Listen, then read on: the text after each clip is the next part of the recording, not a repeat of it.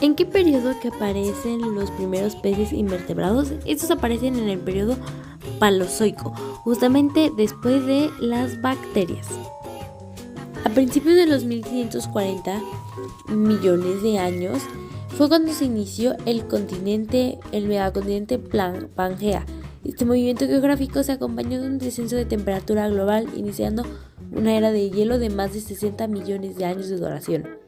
Al concluir esta de Paleozoica, ocurrió la mayor extinción global que acabó con el 90% de las especies marinas existentes y con casi el 75% de las especies terrestres. La Pangea. El supercontinente Pangea se forma aproximadamente durante los 2.800 a 2.500 millones de años durante el Pérmico, pero en el Mesozoico, en la era de los dinosaurios, fue que el continente Pangea empezó a colapsar poco a poco.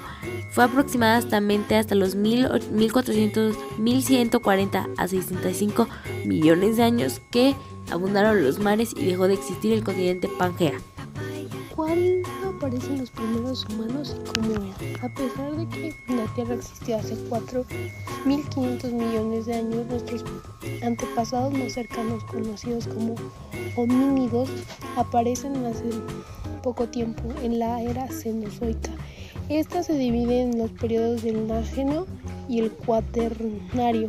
Los antepasados de los seres humanos evolucionaron a partir de algún grupo de simios, probablemente en África, hace 8 millones de años, a finales del Neógeno, durante la época llamada Miceno. Luego, el Piloceno. Estos primeros homínidos se adaptaron a la vida en las sabanas y al Cuaternario durante el Pleistoceno. Se extendieron por todo el mundo, viajaron de África a Asia, Europa, Oceanía y finalmente al inicio del Oligoceno, ya que habían colonizado América, completaron el poblamiento del mundo entero. ¿Qué es el calentamiento global y cómo se revierte? A lo largo de nuestra historia hemos generado instrumentos que nos permiten adaptarnos a las condiciones climáticas intermitentes. Sin embargo, el calentamiento global es un fenómeno que requiere de atención urgente, pues si bien hay acontecimientos naturales que lo generan, como los periodos de enfriamiento y el calentamiento que ocurren en los planetas desde hace 3.000 millones de años, las actividades humanas son los componentes definitivos para explicar la parte en las que somos responsables. En la revolución industrial a mediados del siglo XIX, nuestra especie incrementó tan solo 50 años, prácticas que se generan enormes concentraciones de gases de invernadero y metano. Esto resultó una devastación visible en todos los ecosistemas. Desde aquí hasta que hacemos un llamado que urge el cambio radical en los usos de transformación de los recursos naturales. ¿Cuáles son las bacterias que siguen existiendo actualmente en México? En los ahuehuetes, que son considerados gran fuente de historia en México, ya que llegan a conservar muchísimos años de antigüedad, podemos encontrar el hongo de México, es nombrado como Geastrum tepetexis, que lleva existiendo desde hace millones y millones de años, que ha sido utilizado para pruebas internacionales. Las alas de las aves y su diversidad, hubo dos teorías que fueron las que propusieron esto. La primera, que es del origen de los arbóreos del vuelo, era durante la era mesozoica, que las plumas cubrían el cuerpo de los primeros dinosaurios carnívoros de la línea evolutiva de las aves. Tenían como función primordial controlar la temperatura corporal, y las plumas poseían cierta longitud y firmeza que les ayudaba a planear de forma similar a las ardillas y lagartijas voladoras actuales. Se piensa que las primeras aves, que eran tetrápodos, que tenían dedos y garras, en las alas, como en las que se observaban los fósiles de Archaeopteryx. Estas preaves primitivas, después de treparse, se dejaban caer de las ramas de los árboles. Después tenemos la teoría del origen de cursorial, que las aves primitivas corredoras desarrollaron una mayor área en las extremidades superiores al final de la cola para equilibrarse durante sus desplazamientos y realizar curvas sin bajar la velocidad. El fin de esta evolución fue lograr el vuelo de largas distancias, acelerar, planear, volar en el agua y mucho más. Las plumas adquirieron funciones específicas. Las plumas primarias estaban insertadas en el hueso de la mano y la ulna, que eran asimétricas y proporcionales. Las plumas secundarias eran responsables de retener el aire, que servían para elevarse y mantenerse en el vuelo. Todas sus teorías nos hablan como estas principalmente vienen de dinosaurios, eran como el Archaeopteryx o dinosaurios que fueran de la rama de estas, que poseían algún tipo de estas funciones, ya que estas son las dos teorías que dicen las cuales empezaron con el uso de las plumas y de las aves. Bueno, las primeras plantas que con flores, esos surgieron como hace 125 y 140 millones de años, ya que a temprano fueron la diferencia de las gimnospermas, ya que se consideraron como también frutos y pueden ser y pues las flores, y ya que mejoraron su reproducción, pues ahora sí que ya con el tiempo se diversificaron y ya que fueron poco a poco dominando el ecosistema terrestre.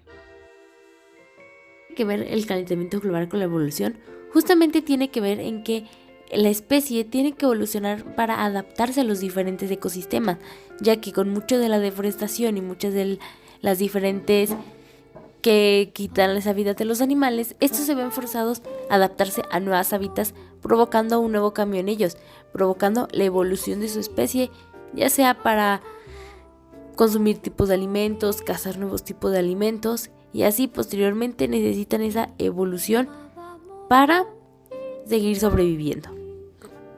¿Cómo fueron los primeros dinosaurios y en qué eran aparecen? Estos aparecen durante el Mesozoico. Los primeros dinosaurios fueron clasificados en dos, que son los ornisquios y los saurisquios. Los saurisquios, lo que les como diferenciaba era el grupo el que pertenecía, ya sea de Pterópoda o Saurópoda, y en el caso de los ornisquios si eras Neornistia y Thyreophora. Estos fueron como las primeras clasificaciones que se le dieron a los dinosaurios, aunque tenemos en cuenta que su tiempo más relevante de ellos fue el tiempo Jurásico. Y aquí algo que nos habla en el museo fue durante los primeros en México. Estos dice que fueron los primeros que se encontraron fueron en Coahuila cuando se hizo una excavación, y aproximadamente eran de 180 millones de años de antigüedad. Era un megaponosaurios localizado en Tamaulipas, donde también se encontró otros dientes de fósil. Así que como mucho también tenemos a los que son centrosaurios y chamasaurios, que estos eran comunes porque eran los dinosaurios de pico de pato. Con esto son los dinosaurios. Ok, uno de los principales fósiles vivientes que nos anuncian en el museo es el caballo y el camello, que aunque dice que son muy distintos a sus formas principales, ya que en el caballo eran más pequeños y menos como robustos como son ahora, igual el camello era más pequeño, más adaptable, pero conforme pasó el tiempo, principalmente en lo que se le iba utilizando, que era para ganadería, para agricultura, todo esto, fue que empezaron a desarrollar ese tipo de cuerpo. Pero son los acentros o fósiles vivientes que poseemos, ya que estos, aunque tuvo muchos cambios a sus primeras versiones, este sigue siendo el mismo animal o el mismo que conocemos durante hace miles y miles y millones de años. Describe cómo fueron las primeras plantas terrestres y acuáticas. Principalmente la diferencia que más notamos de las plantas primitivas a las plantas modernas es que aunque son similares, Muchas en su tiempo tenían formas de lo que ahora son las algas acuáticas, ya que estas plantas no poseían ni raíces ni estomas. Una de estas fue la biofitas, que principalmente son plantas no vasculares que se encuentran en las plantas hepáticas. Aparte que estas no, a diferencia de las plantas modernas, las poseen péndulos en vez de tallos firmes y estructuras velludas llamadas rizoides en lugar de raíces.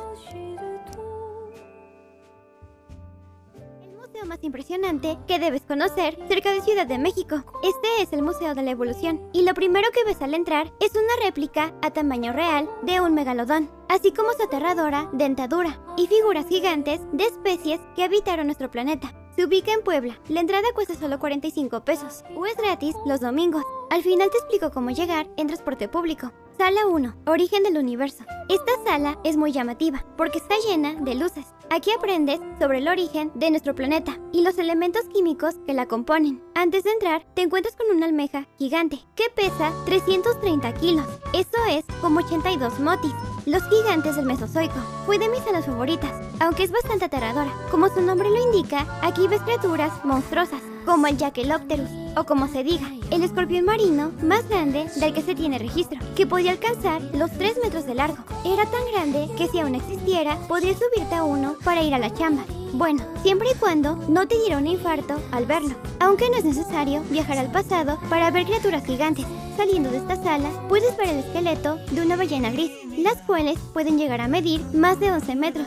Si quieres seguir traumatizándote, puedes pasar a la sala 3 y apreciar al monstruo de Arrambere, un reptil marino de 15 metros de largo que vivió hace 150 millones de años. Continuamos el recorrido con los dinosaurios y el famoso Tiranosaurio Rex, pero no olvides mirar arriba para apreciar este increíble ejemplar. Tienen una imagen de aves imponentes, donde puedes ver la altura de varias especies, comparada con la de un avestruz. Esta de aquí tenía una cara muy amable y había una especie que se llamaba aves terribles.